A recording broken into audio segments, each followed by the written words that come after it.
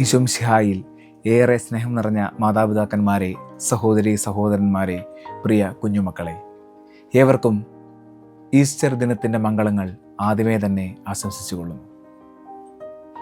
വായിച്ചു മറന്ന കെട്ടുകഥകളിൽ പലതിൻ്റെയും സാരാംശം ഒന്നു തന്നെയായിരുന്നു. മാമലകൾക്കപ്പുറം വസിക്കുന്ന അജയ്യനായ ദുഷ്ടശക്തി, അതിനെ പേടിച്ച് ജീവിക്കുന്ന സാധുജനം, തലമുറകളുടെ കാത്തിരിപ്പിനൊടുവിൽ നിയോഗം പോലെ ഒരുവൻ പിറവിയെടുക്കുന്നു, എല്ലാറ്റിനും അറുതി വരുത്തുവാൻ.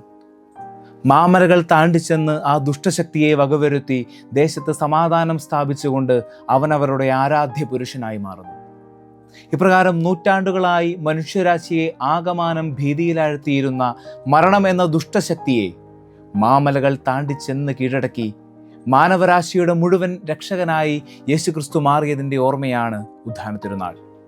ഏവർക്കും ഉദ്ധാന തിരുനാളിൻ്റെ പ്രാർത്ഥനാ നിർഭരമായ മംഗളങ്ങൾ ഏറെ സ്നേഹത്തോടെ ആശംസിച്ചുകൊള്ളുന്നു.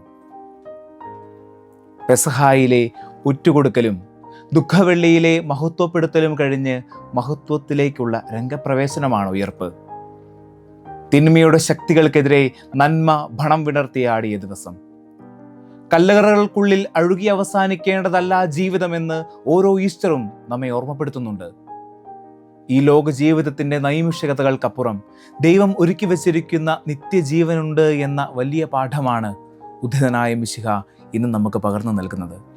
അതേ പ്രിയമുള്ളവരെ, മരണത്തിനുമപ്പുറം ദൈവം നമുക്കായി ഒരുക്കി വച്ചിരിക്കുന്ന നിത്യസ്നേഹത്തിൻ്റെ ഈ ലോക ജീവിത വ്യഥകൾക്കൊടുവിൽ അവിടുന്ന് നമുക്കായി കരുതി വച്ചിരിക്കുന്ന നിത്യസമ്മാനത്തിൻ്റെ സ്നേഹോഷ്മളമായ ഓർമ്മപ്പെടുത്തലായി ഓരോ ഈസ്റ്ററും ഓരോ ഉദ്ധാന തിരുനാളും നമ്മുടെ ജീവിതത്തെ പൊതിയുന്നുണ്ട്.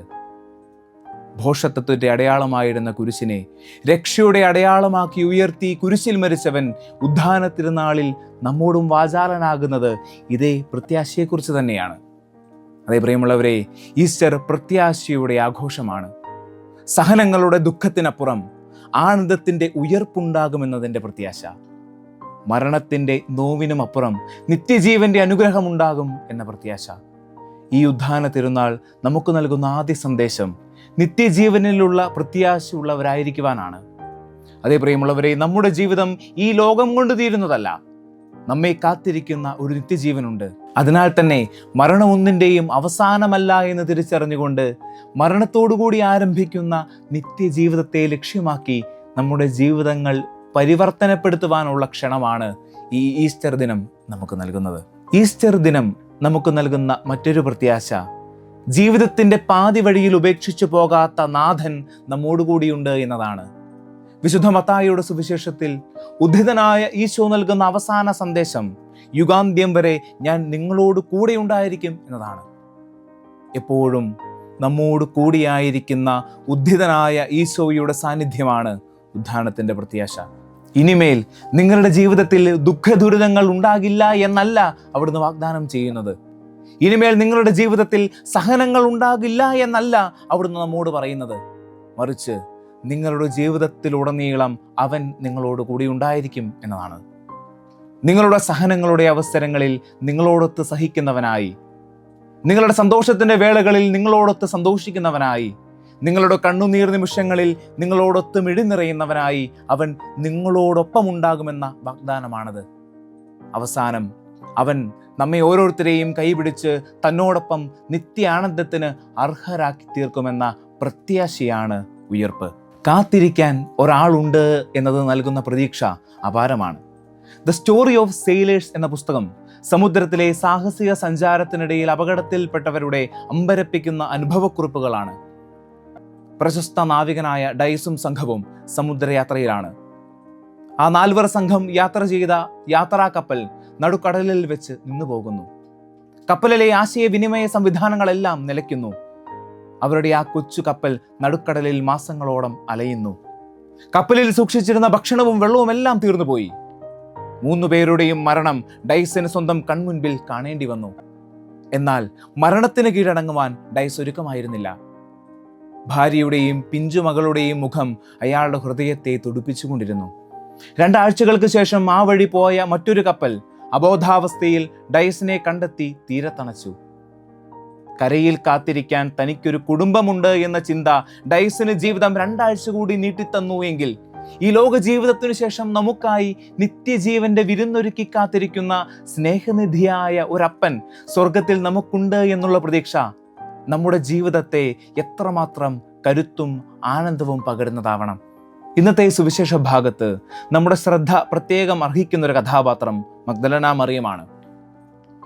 കുരിശിന്റെ ചുവട്ടിൽ ഉണ്ടായിരുന്ന വിരലിലെണ്ണാവുന്നവരിൽ ഒരുവളായിരുന്നു അവൾ. പിറ്റേന്ന് സാബത്തായിരുന്നതിനാൽ യഹൂദ നിയമപ്രകാരം അവൾക്ക് മൃതദേഹത്തെ സമീപിക്കുവാനാകുമായിരുന്നില്ല. അതിനാലാണ് അതിനു പിറ്റേന്ന് ഞായറാഴ്ച അതിരാവിലെ തന്നെ അവൾ ശവകുടീരത്തെങ്കിലേക്ക് ഓടിയെത്തുന്നത്. ഈശോയെ അവിടെ കാണാനാവാതെ ആദ്യം ശിഷ്യന്മാരുടെ അടുക്കിലേക്ക് ഓടിയവളാണവൾ. അവിടെ നിന്നും വീണ്ടും തിരിച്ചെത്തി കല്ലറയിങ്കൽ എത്തി വിതുമ്പിക്കരഞ്ഞുകൊണ്ട് ഈശോയെ കാത്തിരുന്നവളാണവൾ. ആ മറിയത്തിനാണ് ഈശോ ആദ്യമായി പ്രത്യക്ഷപ്പെടുന്നത്. എന്തുകൊണ്ടാണ് ഈശോ മഗ്ദലന മറിയത്തിന് ആദ്യം പ്രത്യക്ഷപ്പെടുന്നത്? അവൻ ആദ്യം പ്രത്യക്ഷപ്പെടേണ്ടിയിരുന്നത് അവന്റെ വത്സല മാതാവായ കന്യകാമറിയത്തിനായിരുന്നില്ലേ? അല്ലെങ്കിൽ അവൻ പ്രത്യക്ഷപ്പെടേണ്ടിയിരുന്നത് തൻ്റെ കുരിശിന്റെ ചുവട്ടിൽ താൻ പ്രാണൻ ദൈവത്തിന്റെ സന്നിധിയിൽ സമർപ്പിക്കുവോളം തന്നോടൊപ്പമായിരുന്ന തൻ്റെ വത്സല ശിഷ്യനായ യോഹന്നാനായിരുന്നില്ലേ? അല്ലെങ്കിൽ തൻ്റെ ജീവിതത്തിൽ ഉറ്റ സ്നേഹിതരായി പ്രിയപ്പെട്ടവരായി തന്നോടൊപ്പം എന്നുമായിരുന്ന ആ ശിഷ്യഗണമുണ്ടല്ലോ, അവർക്കായിരുന്നില്ലേ അവൻ ആദ്യമായിട്ട് പ്രത്യക്ഷപ്പെടേണ്ടിയിരുന്നത്? ഇവർക്കാർക്കും പ്രത്യക്ഷപ്പെടാതെ ഉദ്ധിതനായ ഈശോ മിശിഹായുടെ പ്രത്യക്ഷീകരണം മഗ്ദലന മറിയത്തിന് ആദ്യം ലഭിക്കുവാനുള്ള കാരണം എന്താണ്? ഈ ചോദ്യങ്ങളുടെ ഉത്തരമാണ് ഉദ്ധാന തിരുനാളിന്റെ ഏറ്റവും മനോഹരമായ ചിന്ത. അതേ പ്രിയമുള്ളവരെ, ഉദ്ധിതനായ ഈശോ മിശിഹായുടെ സാന്നിധ്യം ഇനി സംലഭ്യമാകുന്നത് അവനെ വിളിച്ചപേക്ഷിക്കുന്നവർക്കാണ്. മരണത്തോടെ ഈശോ മിശിഹായുടെ ഈ ലോക ജീവിതത്തിലെ ലൗകികമായ ജീവിതം, മാനുഷികമായ ജീവിതം അവസാനിക്കുകയാണ്. അതോടുകൂടി തന്നെ അവൻ്റെ മാനുഷികമായ ബന്ധങ്ങളും അവസാനിക്കുകയാണ്. അതൊരു വലിയ പ്രതീക്ഷയുടെ വാതിലാണ് നമുക്ക് മുമ്പിൽ തുറക്കുന്നത്. ഇനി ഈശോ മിശിഹായുടെ സ്നേഹിതനാകുവാൻ, സ്നേഹിതയാകുവാൻ, ഈശോ മിശിഹായുടെ പ്രിയപ്പെട്ടവനും പ്രിയപ്പെട്ടവളുമാകുവാനുള്ള വിളി നമുക്കെല്ലാവർക്കും തുല്യമായാണ് നൽകപ്പെട്ടിരിക്കുന്നത്. അതുകൊണ്ടാണ് തിരുവചനം സാക്ഷ്യപ്പെടുത്തുന്നത് തന്നെ വിളിച്ചപേക്ഷിക്കുന്നവർക്ക് കർത്താവ് സമീപസ്ഥനാണ് എന്ന്. അതേ പ്രിയമുള്ളവരെ, ഈ ഉദ്ധാന തിരുനാൾ നമുക്ക് നൽകുന്ന ഏറ്റവും പ്രധാനപ്പെട്ട പ്രത്യാശയുടെ സന്ദേശം അത് ഇതാണ്. ഇനി മുതൽ ഈശോ മിശിഹായുടെ പ്രിയപ്പെട്ടവനും പ്രിയപ്പെട്ടവളും ആകുവാനുള്ള സാധ്യത നമുക്കെല്ലാവർക്കും തുല്യമായാണ് നൽകപ്പെട്ടിരിക്കുന്നത്. മഗ്ദലന മറിയത്തെ പോലെ അവൻ്റെ ശവകുടീരത്തെങ്കിലേക്ക് ആദ്യം ഓടിയെത്തി വിതുമ്പലോടെ അവൻ്റെ സാന്നിധ്യത്തെ ആഗ്രഹിച്ചിരിക്കുമ്പോഴാണ് നമ്മുടെ വ്യക്തി ജീവിതങ്ങളിലേക്ക്, നമ്മുടെ കുടുംബങ്ങളിലേക്കെല്ലാം ഈശോ മിശിഹായുടെ സാന്നിധ്യം നാം തീവ്രമായി ആഗ്രഹിക്കുമ്പോഴാണ്, മഗ്ദലന മറിയത്തെ പോലെ കണ്ണുനീരോടെ അവന് വേണ്ടി കാത്തിരിക്കുമ്പോഴാണ് ഉദ്ധിതനായ ഈശോയുടെ സാന്നിധ്യം നമ്മുടെ ജീവിതങ്ങളിലേക്ക് കനിവായി പെയ്തിറങ്ങുക. ഈസ്റ്റർ നമുക്ക് നൽകുന്ന അവസാനത്തെ സന്ദേശം സ്നേഹത്തിൻ്റെ സന്ദേശമാണ്. എമാവൂസിലേക്ക് പോയ ശിഷ്യന്മാർക്ക് ഈശോ തന്നെ വെളിപ്പെടുത്തിയത് അപ്പത്തിലൂടെയാണ്. കുലത്തൊഴിലേക്ക് മടങ്ങിപ്പോയ ശിഷ്യഗണത്തിന് അവൻ തന്നെ വെളിപ്പെടുത്തിയത് ചൂടാറാത്ത പ്രാതലിലൂടെയാണ്. വിശക്കുന്നവർക്ക് മുൻപിൽ അപ്പമായി പ്രത്യക്ഷപ്പെട്ടവനാണ് ഉദ്ധിതനായ ഈശോ. ഈ ഉദ്ധാന തിരുനാൾ ദിനം ഈശോയെ പോലെ വിശക്കുന്നവർക്ക് അപ്പമാകുവാനുള്ള, ആശ്രയവും ആശ്വാസവുമാകുവാനുള്ള, അങ്ങനെ ഉദ്ധിതനായ ഈശോയുടെ സ്നേഹം പങ്കുവയ്ക്കുവാനുള്ള ക്ഷണമാണ് നമുക്ക് നൽകുന്നത്. ഈ ദൗത്യം നമുക്ക് നമ്മുടെ ഭവനങ്ങളിൽ നിന്ന് തന്നെ ആരംഭിക്കാം. ഈ ഈസ്റ്റർ ദിവസം നമ്മുടെ കുടുംബാംഗങ്ങളോടൊപ്പം സ്നേഹം പങ്കിടുന്ന ഒരു സുദിനമായി മാറട്ടെ.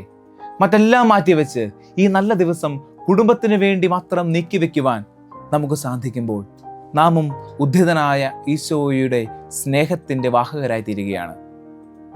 അവിടുത്തെ കുരിശുമരണം നമ്മിലൂടെ പൂർത്തിയാവുകയാണ്. പ്രിയമുള്ളവരെ, ഈ ഉദ്ധാന തിരുനാൾ നമ്മുടെ ക്രൈസ്തവ ജീവിതത്തിലെ ഏറ്റവും പ്രധാനപ്പെട്ട ദിവസമാണ്.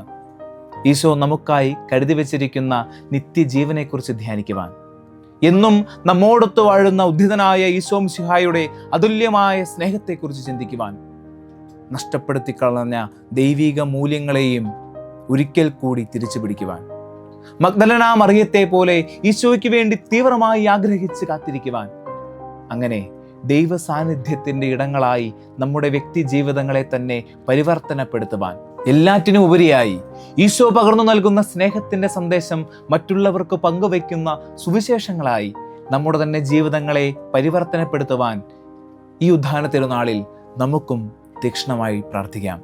ഉദ്ധിതനായ മിശിഹ നമ്മെ ഓരോരുത്തരെയും സമൃദ്ധമായി അനുഗ്രഹിക്കട്ടെ. ഈശോ മിശിഹായ്ക്ക് സ്തുതിയായിരിക്കട്ടെ.